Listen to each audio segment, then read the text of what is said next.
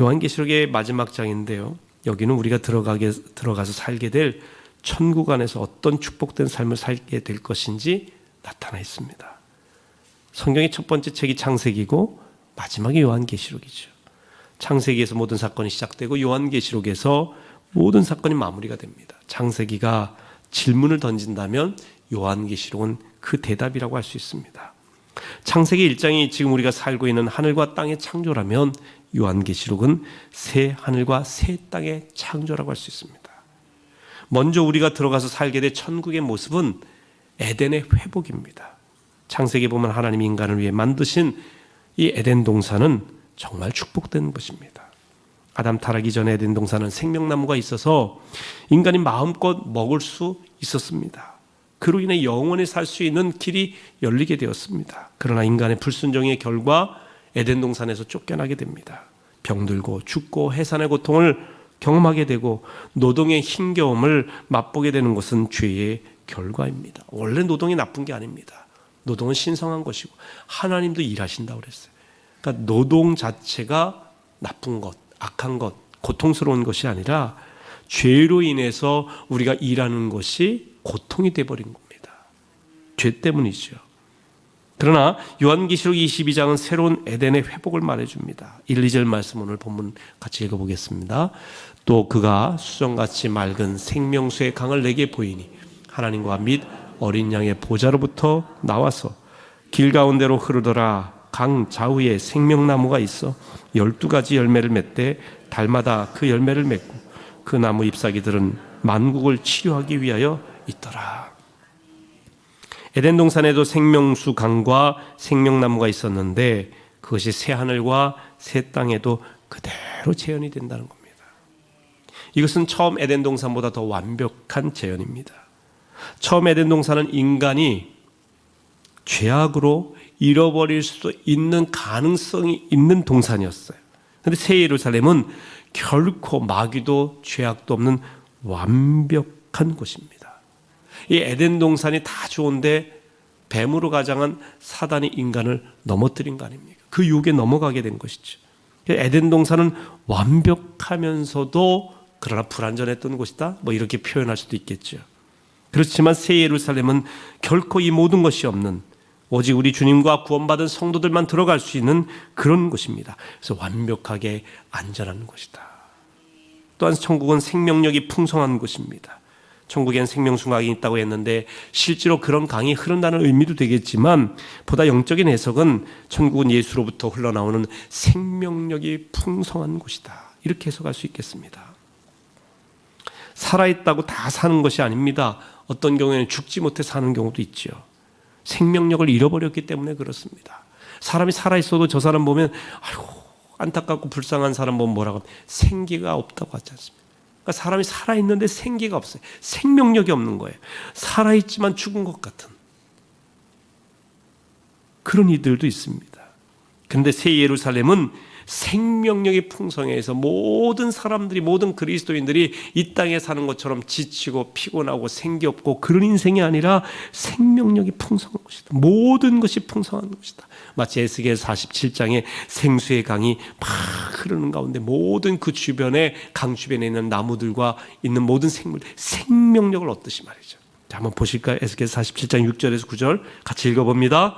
그가 내게 이르시되 인자야 내가 이것을 보았느냐 하시고 나를 인도하여 강가로 돌아가게 하시기로 내가 돌아가니 강 좌우편에 나무가 심이 많더라. 그가 내게 이르시되 이 물이 동쪽으로 향하여 흘러 아라바로 내려가서 바다에 이르리니 이 흘러내리는 물로 그 바다의 물이 되살아나리라. 이 강물이 이르는 곳마다 번성하는 모든 생물이 살고 또 고기가 심이 많으리니 이 물이 흘러들어가므로 바닷물이 되살아나겠고 이 강이 이르는 각처에 모든 것이 살 것이며. 할렐루야. 저는 에스겔 47장 말씀을 읽으면요 막 힘이 나요. 보세요. 강 좌우편에 심이 나무가 말랐는데 이제 이 흘러내리는 물로 그 바다의 물이 되살아나게 되고 강물이 이르는 곳마다 번성하여 생물이 살고 고기도 많아지고 물이 흘러들어가면 바닷물이 살 뿐만 아니라 이 바닷물과 연결된 강이 흐르는 곳마다 모든 것이 살아나리라. 할렐루야. 살아나는 역사, 살아나는 역사. 교회는 이런 천국의 생명력을 흘려보내야 될 사명이 있어요. 교회가 건강하게 부흥하려면 교회를 통해 예수 그리스도의 생명력이 교회 곳곳에, 또 교회를 통해 사회 곳곳에 흐르게 해야 돼요. 생명력을 흐르게 하는 축복의 통로가 되시기를 축원합니다. 여러분, 교회가 부흥하면 나라의 정치가 깨끗해지고 경제가 부흥하고 문화가 깨끗해지고 자살하려던 사람들이 줄어들고 긍정적인 생각이 가득하게 되고 사회가 건강하게 변화되는 것입니다. 생수의 강과 함께 중요한 것이 생명나무인데요, 생명나무는 영원한 생명을 상징합니다. 창세기에서 첫째 아담의 죄로 인해 생명나무로 향하는 길이 차단되었죠. 그러나 둘째 아담 예수의 순종하심으로 천국 가는 길이 활짝 열렸습니다. 천국에서는 이 생명나무 열매를 먹으면 영원히 살게 됩니다. 그곳엔 부족함이 전혀 없는데, 여기에 보면 12가지 열매를 맺되 달마다 그 열매를 맺는다 그랬어요. 그 나무 잎사귀들은 만국을 치료한다고 했습니다. 12가지 열매란 다양한 열매, 12개의 열매만을 말하는 게 아니라, 제가 요한계시록 말씀을 계속 전하면서 중요한 숫자를 얘기했죠. 7, 12. 그래서 이 12과 7과 관계된 것들이 다 중요한데, 특별히 완전수를 의미하는 게 12이다. 그러니까 12가지 열매는 완전한 열매, 다양한 열매, 온갖 열매를 의미하는 것을 말합니다. 풍성한 열매를 의미하죠. 이 열매를 먹으면 어떤 상처도 치유받는다는 겁니다. 천국은 치유가 풍성한 곳이라 더 이상 질병이 존재하지 않는 곳이다 라고 할 수 있습니다. 천국엔 저주도 없어요. 3절 말씀 보실까요? 같이 읽습니다. 다시 저주가 없으며 하나님과 그 어린 양의 보좌가 그 가운데 있으리니 그의 종들이 그를 섬기며. 저주가 없다는 거예요. 세상에는 온갖 타락, 부패, 고통, 죽음으로 신음하고 저주가 가득해요. 인간이 불순종했기 때문에 그렇습니다. 그러나 천국에는 저주가 사라졌다. 그의 종들 즉 성도들이 오직 어린 양 예수만 섬기는 곳이다 라는 것입니다.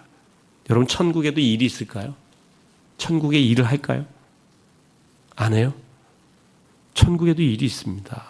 에덴에서 쫓겨난 인간에게 일은 저주라고 했죠. 그런데 에덴에서 쫓겨나기 전에 인간이 일을 했어요. 어떤 일을 했을까요? 동물들에게 이름을 지어주는 일도 했고요.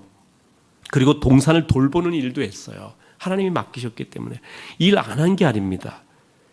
그때에 그들이 하는 일을 저주를 하지 않습니다. 즐거움이에요. 그런데 죄 지은 인간에게 노동이 저주가 된 겁니다. 하지만 천국 백성의 일은 에덴에서 죄 짓기 전의 일처럼 기쁨이 되고 축복인 겁니다. 주님을 섬기는 일을 하게 됩니다. 그것은 특권이요, 기쁨입니다. 주님 섬기는 일이 뭐예요? 예배죠, 예배. 그러니까 천국은 온통 예배로 가득하다. 주님을 섬기는 예배로. 천국에서 우리가 하나님의 얼굴을 직접 보게 됩니다. 직접적인 교제를 하게 된다는 겁니다. 놀라운 일이죠. 그곳에서 우리는 영원히 주님과 함께 왕노릇한다고 했어요. 5절 말씀 같이 읽습니다. 다시 밤이 없겠고 등불과 햇빛이 쓸데없으니 이는 주 하나님이 그들에게 빛이심이라 그들이 세세토록 왕노릇하리로다. 할렐루야. 세세토록 우리 성도들은 주님과 함께 왕노릇하게 된다. 가슴 벅찬 일이죠. 그러면 우리는 다가올 천국을 준비해야 됩니다. 6절 7절 말씀 같이 읽습니다. 또 그가 내게 말하기를 이 말은 신실하고 참된지라 주고 선자들의 영이 하나님이 그의 종들에게 반드시 속히 되어질 일을 보이시려고 그의 천사를 보내셨도다. 보라, 내가 속히 오리니 이 두루마리 예언의 말씀을 지키는 자는 복이 있으리라 하더라. 아멘. 6절에 보니까 반드시 속히 되어질 일, 그런 표현을 썼고요. 7절에는 내가 속히 오리라 그랬어요. 종말과 관련된 표현 중에 가장 많이 등장하는 것이 속히예요. 속히 오리라. 우리로 말하면 이제 빨리 오리라 이렇게 해석할 수도 있는데요. 여기서 속히 오리라고 하는 것은 종말의 때가 너희가 생각한 것처럼 여유 있게 또 너희가 모든 것이 준비되어서 그때 오는 게 아니라 이 우리의 심정적으로나 삶에 있어 속히 오는 것처럼 도저히 알리지 않고 오는 것처럼 그날이 갑자기 오게 되니까 준비하라는 의미로 말씀하시는 거예요. 근데 우리 삶에 있어서 종말은, 마지막은 두 종류예요. 개인적인 종말이 있고요, 인류의 종말이 있어요. 개인적인 종말은 우리 인생의 끝이죠. 죽음입니다. 이게 종말이에요. 그래서 인생의 종말을 잘 맞이하고 마무리 잘하는 게 중요하고요. 그러나 언젠간 주님이 다시 오셔요. 사도행전 말씀처럼 하늘로 올리움을 본 그대로 예수님이 다시 오시리라 그랬어요. 예수님 반드시 다시 오십니다. 아멘. 그날이 언젠지 몰라요. 아무도 모른다고 그랬어요. 하늘의 천사도 모른다고 했어요. 오직 하나님의 권한이에요. 그날이 언제인지 우리가 계산해내려고 할 필요가 없어요. 성경은 그날은 하나님만 하신다고 돼 있어요. 날짜를 얘기하는 건 무조건 이단입니다.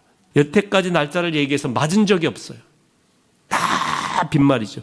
그런데도 그 위에 그런 이단들이 존속한다는 것은 참 우리 인간이 얼마나 어리석은지 모릅니다. 또 그런데 따르는 거 아니겠습니까? 속히 온다는 것은 늘 주님을 재림하라. 늘 주님을 재림하라. 다시 말하면 주님의 재림을 준비하듯이 늘 우리의 죽음도 준비하라. 그런 의미가 있는 겁니다. 감리교 창시자 요한 웨슬리 목사님은 우리가 준비해야 될 세 가지가 있다. 첫째, 이사갈 준비. 둘째, 말씀, 복음을 전할 준비. 셋째, 죽을 준비. 그대는 이 세 가지가 준비되었는가? 웨슬리는 이렇게 묻습니다. 죽을 준비, 마지막으로 준비된 자로 살아가야 된다라고 하는 말씀이죠. 그래서 주님의 거룩하신 생명력을 전하고 또 전하고 속해 오실 그 주님 앞에. 근데 주님이 속해 오시는데 속해 오기 때문에 우리가 따로 어딘가 모여야 된다 이런 건 아니에요. 마지막 때 보니까 마태복음 24장에 주님이 재림하실 때 일들을 묘사하는데 이렇게 돼 있어요. 그때 두 사람이 밭에 있으면 한 사람은 데려가고 한 사람은 버려둠을 당할 것이요. 두 여자가 맷돌질을 하고 있으면 한 사람은 데려가고 한 사람은 버려둠을 당할 것이라. 그러므로 깨어있으라. 어느 날에 너희가 주가 임하는지 너희가 알지 못함이니라.